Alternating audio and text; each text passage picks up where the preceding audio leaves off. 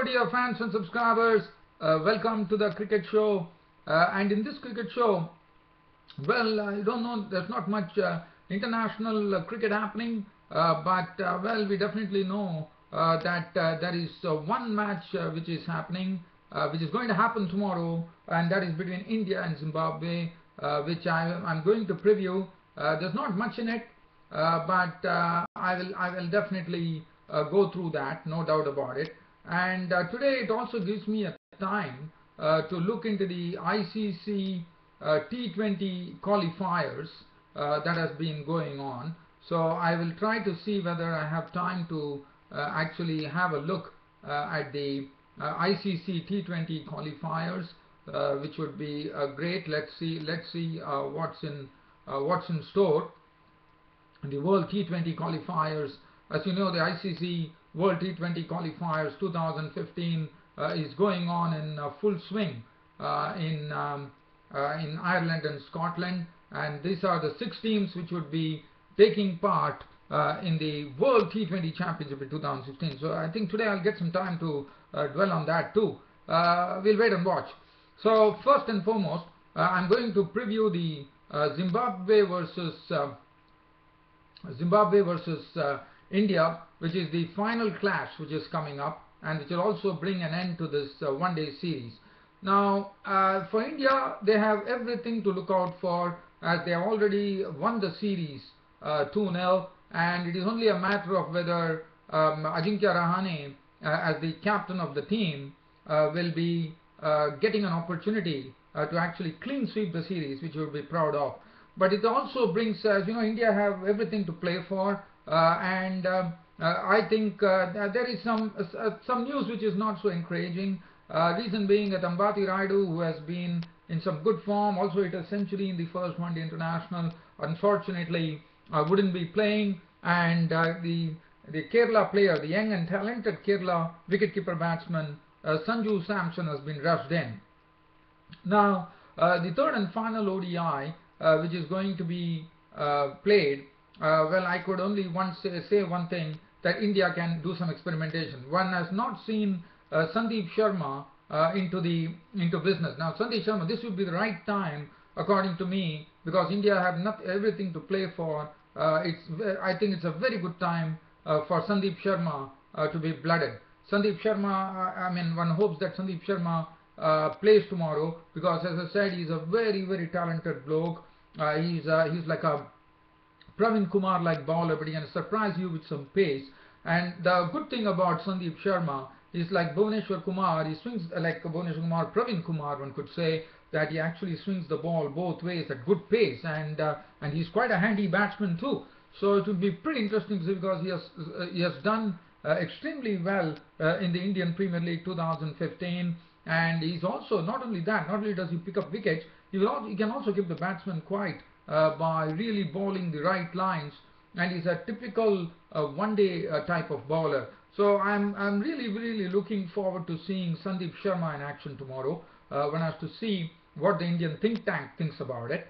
As far as India is concerned, well, India, I have to say that the batting has largely revolved around Ambati Rayudu, Ajinkya Rahane, and Murali Vijay. The other players have not been able to get. We saw Stuart Binney the other day hit 77. But if you see Manoj Tiwari, Robin Uthappa, and Kedar Jadhav, well, they have not been able to get a lot of runs. So it will be interesting to see how they go now. They will be having a real test there. But as far as Zimbabwe are concerned, well, for Zimbabwe, well, for them, again, Zimbabwe also probably, well, if they are probably thinking of actually salvaging something from the tournament, and they would like to keep a very strong team, or they could also do some experimentation in the form of Roy Keir, who is an all-rounder, I am told, and then they have Chris Pofu has not played a game, Prosper Utsai has not played a game, Craig Irvine, who was injured, one is told that he could be back to full fitness, so he could get an opportunity. Well, for Zimbabwe, well, Chow Chubaba has been doing a pretty good job. Elton Chukwuemeka has already shown what he is capable of. Prosper Utsaya has not played. And Neville Madziva did a wonderful job the other day. And also, and one more thing that I will say here, is that Mohit Sharma has not been given an opportunity. Whether tomorrow would be the right time, according to me, to probably drop Dhaval Kulkarni and blood in Sandeep Sharma, and also drop one more bowler and bring in Mohit Sharma, because Mohit Sharma is quite an experienced bloke. He also played in the World Cup and did a wonderful job in the World Cup, as you would remember. So it will be interesting to say. And Manish Pandey has not got a game. Whether who is the person who is to sit now? It should be interesting whether Murli Vijay is made to sit and probably Manish Pandey, the talented player, is given a chance. It's going to be pretty interesting to see what really goes on. But as I said, India has everything to play for. Zimbabwe would probably be thinking whether it would be good for them to salvage something from this tournament, or it would be good for them to blood in some youngsters. So it would be pretty interesting to see how these two teams take the final one-day international. And India, as I said, have already won the series. It's only a matter of doing a clean sweep.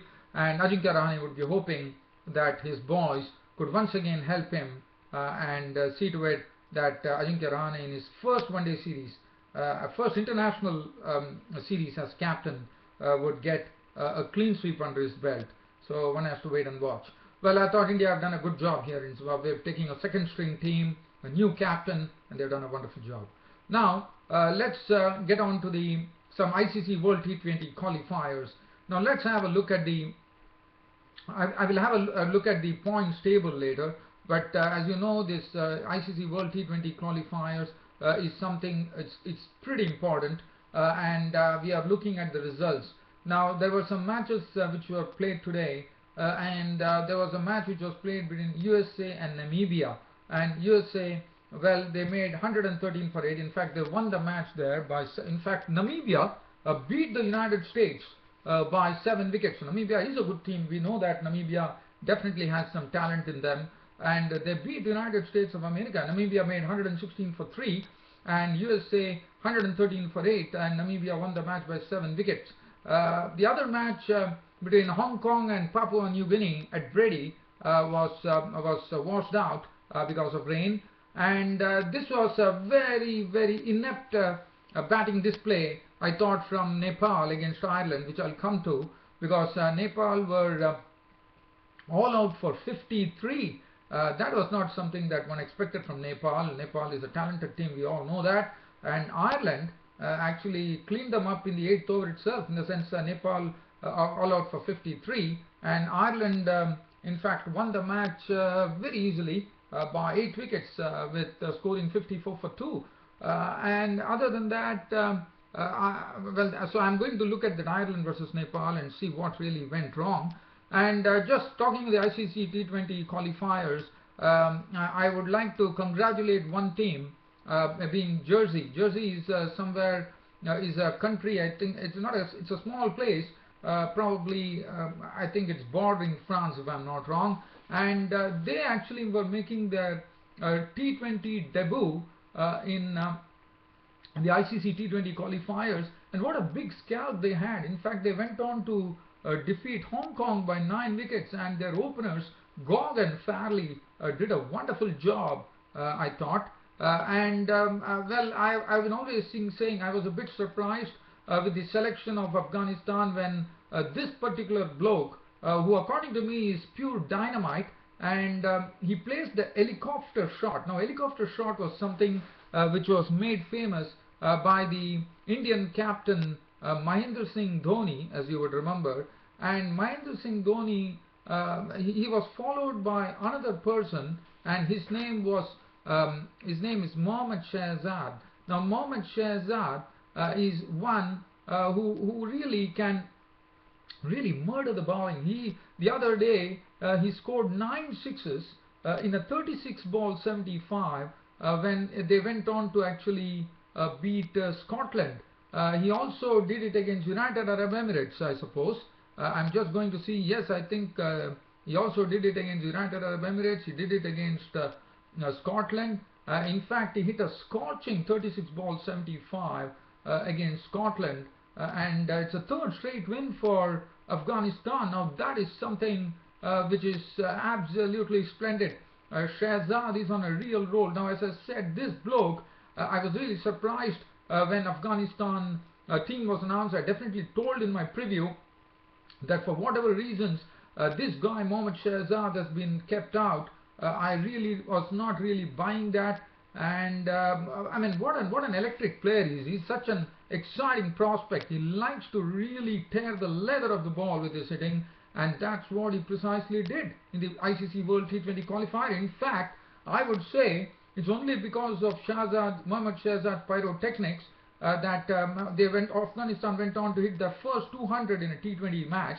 Not only that, Shahzad cracked 36 balls, 75, and they had a very easy win over Scotland. And Afghanistan have been doing a great job in this ICC T20 qualifier. They are expected to, because we know they have all the wherewithal to do that. And also against United Arab Emirates, Afghanistan did a good turn for themselves against United. So this is the third straight win, and Shahzad has been really on a roll. I mean, one has to say this.